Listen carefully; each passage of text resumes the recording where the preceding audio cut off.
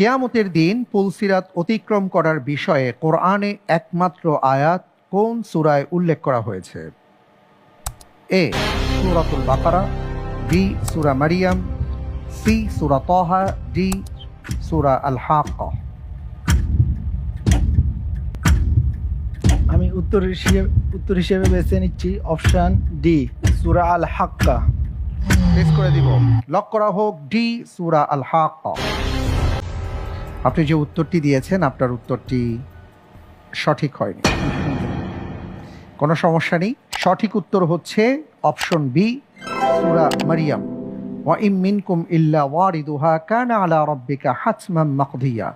আল্লাহ তাআলা ইরশাদ করেছেন, তোমাদের মধ্যে এমন একজনও নেই যে এখানে আসবে না, অর্থাৎ পুলসিরাত তাকে পার হতেই হবে এবং এটি তোমার রবের পক্ষ থেকে এক অনিবার্য সিদ্ধান্ত।